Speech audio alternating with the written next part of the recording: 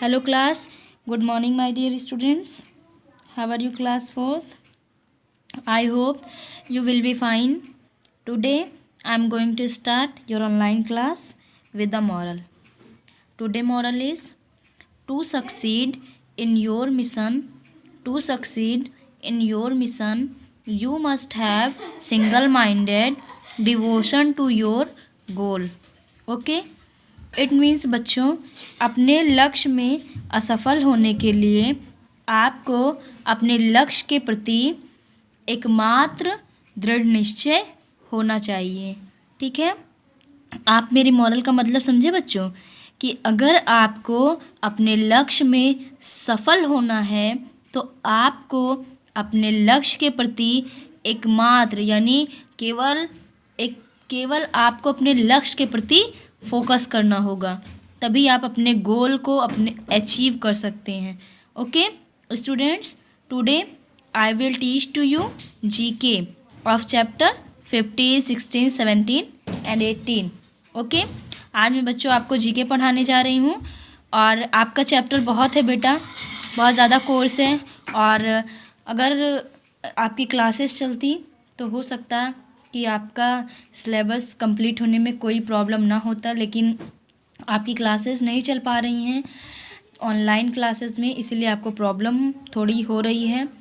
तो बच्चों तो इसीलिए बेटा हम आपको जैसे रेगुलर आपका पहले कैसे चलता था, वीक में एक दिन ईवीएस और एक दिन जीके, इस तरह नहीं चल रहा है।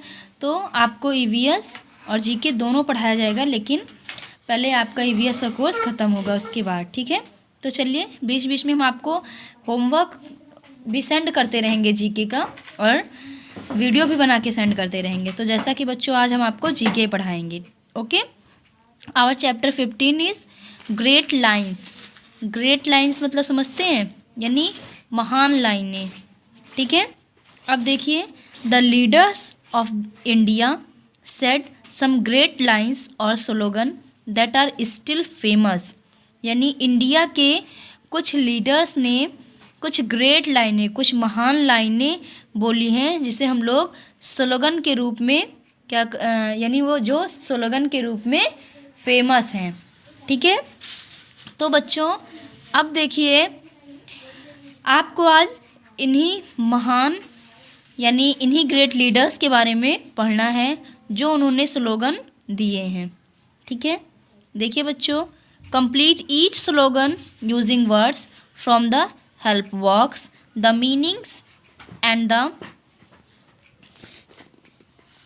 Leaders who gave each slogan are given. यानी उन्होंने क्या स्लोगन दिया है आपको हेल्प बॉक्स की हेल्प से राइट करना है, उसका मीनिंग हम आपको बता रहे हैं कि कौन सा स्लोगन किस लीडर ने दिया है। ठीक है, तो सबसे पहले बच्चों जय हिंद। ठीक है, जय हिंद स्लोगन किसने दिया है? जय हिंद सुभाष चंद्र बोस। आपने सुभाष चंद्र बोस का नाम सुना होगा ना बच्चों। तो सुभाष चंद्र बोस ये क्या थे? एक स्वतंत्रता सेनानी थे, यानी इन्होंने हमारे देश भारत को आज़ाद कराने में, स्वतंत्रता दिलाने में अपना योगदान दिया था।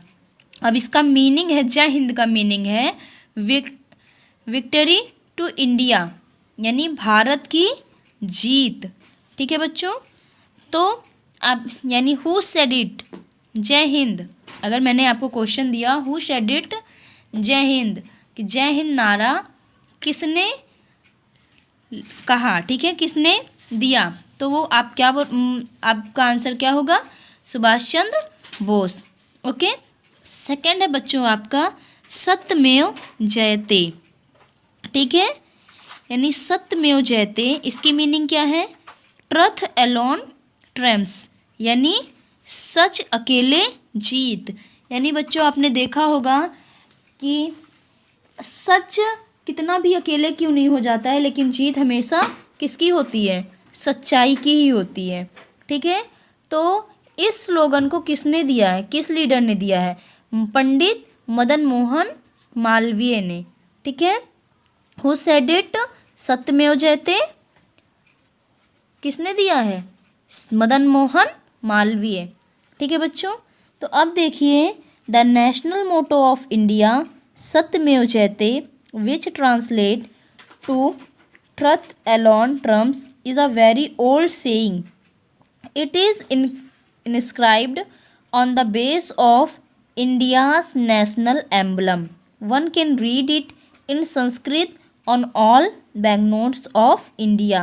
यानी बच्चों इस इंडिया का नेशनल मोटो क्या है? सत्यमेव जयते, जिसका ट्रांसलेट किया गया है ट्रथ एलोन ट्रिम्स, यानी सच अकेले जीत। तो ये कि बच्चों बहुत पुरानी लाइनें हैं, बहुत ओल्ड लाइनें हो चुकी हैं और इसको इंस्क्राइब्ड किया गया है इंडिया के नेशनल एम्बलम में। ठीक है, और बच्चों इसकी यानी इंडिया के बैंक नोट्स में ये किसकी ये किसकी लैंग्वेज में लिखा गया है? संस्कृत लैंग्वेज में लिखा गया है। ठीक है, तो मैंने आपको बताया 2 स्लोगन मैंने आपको बताया कि किस लीडर ने कौन सा स्लोगन लिखा है। ठीक है, अब देखिए बच्चों, इनकलाब जिंदाबाद, लॉन्ग लाइव द रिवोल्यूशन। ठीक है, इसको किस यानी इसकी मीनिंग ये है बच्चों, बहुत लंबे समय से क्रांतिकारी। ठीक है, इनकलाब जिंदाबाद इसकी मीनिंग ये है बहुत लंबे समय से क्रांतिकारी। ठीक है, तो बच्चों इस हु सेड इट स्लोगन इनकलाब जिंदाबाद, तो आप क्या बताएंगे कि फेमस लीडर भगत सिंह। ठीक है, अब देखिए बच्चों, वंदे मातरम, वंदे मातरम किसने दिया है? ठीक है, who said it Vande Mataram, इसकी मीनिंग ये है बच्चों, हेल माई मदर लैंड, यानी जय हो मेरी मातृभूमि। ठीक है, who said it Vande Mataram, Bankim Chandra Chatterjee. इनको बच्चों बंकिम चंद्र चटर्जी भी बोलते हैं, लेकिन इनका पूरा नाम क्या है? बंकिम चंद्र चट्टोपाध्याय। ठीक है, अब देखिए, जय जवान जय किसान, इसका मतलब क्या है? इसकी मीनिंग है बच्चों, victory to the soldier, victory to the farmer, यानी सैनिक की जीत किसान की जीत। ठीक है, यानी सैनिक की जीत और किसान की जीत। तो आपको समझ में आया? आई होप आप लोग समझ गए होंगे। ये छोटे छोटे कुछ स्लोगन हैं जिसको फेमस लीडर्स ने दिया है। ठीक है, तो बच्चों देखिए, इसी के साथ हमारा चैप्टर फिनिश होता है। आपको क्या करना है? आपको अपनी कॉपी में ये कर लेना है। ठीक है, चैप्टर अब है आपका चैप्टर 16। इसमें कुछ नहीं है बच्चों, ये क्या है? इसको मैच करना है, तो आप इसको मैच कर सकते हैं। ये स्टोरी दी गई है, ठीक है, तो आप इसे मैच कर लीजिएगा। अब आपका चैप्टर 17 है। इसमें स्टोरी में बच्चों देखिए क्या लिखा है, stand calmly in a queue while waiting, don't cover your mouth while yawning coughing और sneezing, offer your seat to senior citizen, try to get inside a lift before people. तो आप इस जो है फिगर को देख के बहुत ही इजीली क्या कर सकते हैं, इसे मैच कर सकते हैं। तो आप 4th क्लास में बच्चे पहुंच गए हैं। आपका कोर्स इतना ज़्यादा है कि हमें आपका कोर्स क्या करना है, कंप्लीट करना है। तो बच्चों EVS का जो भी चैप्टर बचा है वो तो कंप्लीट होगा ही, साथ में आपको कुछ मीनिंग्स मैं बता दूंगी। क्या करना है आप मेरे सहयोग से और आपके सहयोग से, तभी ये कंप्लीट हो सकता है। ठीक है बच्चों, क्योंकि 54 चैप्टर्स हैं, तो कैसे कंप्लीट होंगे, जो कि क्लासेस आपकी ऑफ हैं। ठीक है, स्कूल आपका क्लोज है। तो बच्चों आपको क्या करने हैं, कुछ चैप्टर्स मैं आपको पढ़ाऊंगी और कुछ आपको होमवर्क दूंगी जो आपको फिल करना है। ठीक है, अब देखिए, सिंगिंग फॉर इंडिया, इंडिया के लिए कुछ लोगों ने देखिए कुछ चीज़ें गाई हैं। ठीक है, अब देखिए क्या है वो, some songs make us feel proud as Indians. कुछ सॉन्ग्स हैं जिसे हम क्या कर सकते हैं, फील कर, जब हम गाते हैं तो हमें बहुत ही गर्व महसूस होता है उन इंडियंस पर। ठीक है, अब देखिए, read the lines about some of these songs and fill in the blanks using words from the help box. ठीक है बच्चों, आपको क्या करना है, हेल्प बॉक्स की हेल्प से इन सभी फिल इन द ब्लैंक्स को फिल करना है।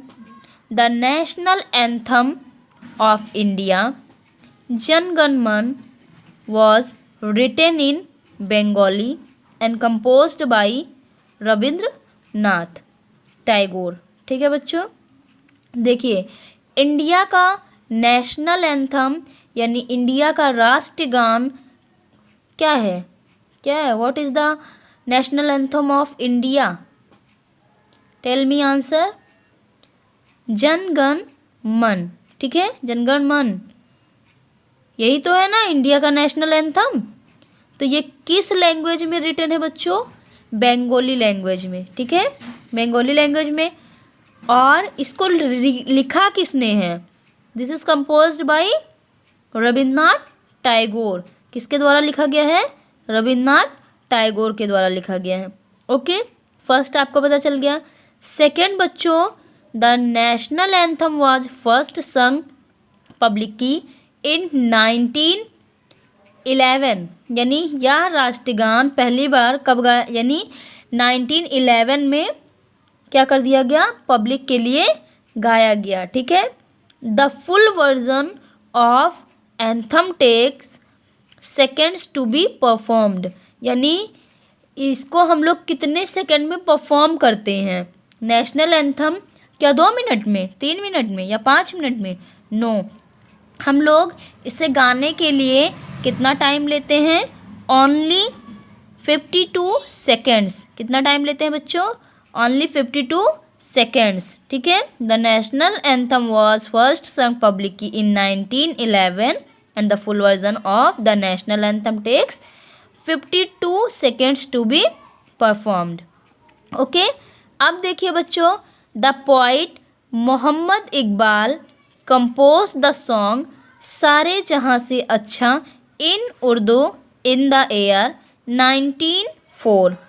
ठीक है, देखिए बच्चों, पोइट मोहम्मद इकबाल, ठीक है, इन्होंने क्या लिखा, सारे जहाँ से अच्छा। अगर मैं बोलूँ आपसे कि सारे जहाँ से अच्छा किसने लिखा, तो आप क्या बताएंगे, मोहम्मद इकबाल ने। तो this is composed by the song Saare Jahan Se Achha in poet Mohammad Iqbal. ठीक है, मोहम्मद इकबाल ने इसे लिखा है। और किस लैंग्वेज में यह लिखा गया है, उर्दू लैंग्वेज में लिखा गया है इन 1904, यानी 1904 ईस्वी में। ठीक है, अब देखिए बच्चों, सबसे पहली बात आपको मैं 17 चैप्टर पढ़ा रही हूँ और आपको क्या करना है, चैप्टर 19, 20 आपको 25 तक फिल करना है। ठीक है, 25 चैप्टर तक आपको फिल करना है। और बच्चों आपका 14 चैप्टर भी बचा है, इसलिए मैं आपको 18 नहीं पढ़ा रही हूँ, मैं आपको 14 पढ़ाऊँगी। ठीक है, सॉरी मैंने 15 से स्टार्ट किया, लेकिन आपको 14 चैप्टर भी नहीं पढ़ाया गया था। तो बच्चों मैं 14, 15, 16, 17 आपको पढ़ा दे रही हूँ और आपको 25 तक चैप्टर फिल करने हैं। ठीक है, बहुत छोटे छोटे चैप्टर हैं। द ट्यून ऑफ सारे जहाँ से अच्छा was composed by the great musician Ravishankar.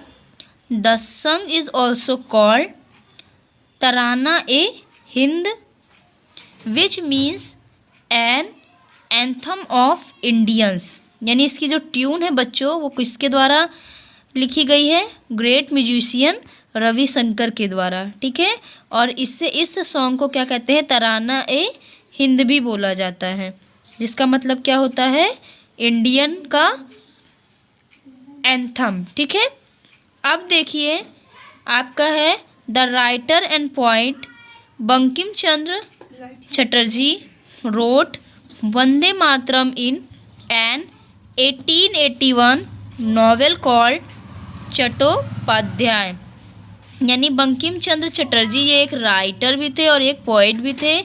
इन्होंने क्या लिखा है बच्चों, वंदे मातरम 1881 में। ठीक है, यानी इसे क्या नॉवेल कॉल्ड, यानी इस नॉवेल कॉल्ड को यानी किसने लिखा है बच्चों, बंकिम चंद्र चट्टोपाध्याय ने। ठीक है, अब है आपका 6 number, Vande Mataram was adopted as the national song in Anand Math. अब देखिए वंदे मातरम को अडॉप्ट किया गया है नेशनल सॉन्ग में, यानी आनंद मठ में, ठीक है, किया गया है। अब देखिए बच्चों, the national anthem of Bangladesh is called Amar Sonar Bangla. It was composed by Rabindranath Tagore. यानी बच्चों इसे, यानी नेशनल एंथम को बांग्लादेश में अमहार सोनार बांग्ला बोला जाता है, और ये भी किसके द्वारा लिखा गया है? रविन्द्रनाथ टैगोर के द्वारा लिखा गया है। तो बच्चों आपको मैंने 14 नहीं पढ़ाया, 15, 16, 17 पढ़ाया। अब मैं आपको 14 चैप्टर पढ़ाने जा रही हूँ, ठीक है। ये चैप्टर मिसिंग हो गया था, नहीं मैंने पढ़ाया। तो देखिए ये कुछ रोड साइंस है बच्चों, जो कि आपको बहुत जगह बने दिखते होंगे, ठीक है। अब देखिए road sign keep the road safe for pedestrians and driver. यानी रोड साइड साइंस जो होते हैं वो किसके लिए बने होते हैं? पैदल चलने वाले व्यक्ति के लिए, रोड पर चलने वाले व्यक्ति जिससे सेफ रह सकें, ड्राइवर्स उन सभी साइंस को देखकर सेफ रह सकें, ठीक है। They are of 3 types. यानी ये कितने प्रकार की होती हैं? 3 प्रकार की होती हैं, 3 टाइप्स के होते हैं। Circular sign, triangular sign and rectangular sign. कैसे कैसे होते हैं बच्चों? Circular sign, triangular sign and rectangular sign. तो देखिए circular sign are compulsory sign. Circular sign जो होते हैं वो कंपल्सरी साइन होते हैं। They show information everyone must follow. यानी ये इन्फॉर्मेशन देते हैं कि इसे क्या कर सकते हैं? सभी फॉलो कर सकते हैं, प्रत्येक व्यक्ति इसे फॉलो कर सकता है, ठीक है। अब देखिए बच्चों ट्रायंगुलर साइन। ट्रायंगुलर साइन क्या होते हैं? Triangular sign are cautionary sign. ये कौन से होते हैं? कॉशनरी साइंस होते हैं, साइन होते हैं ये।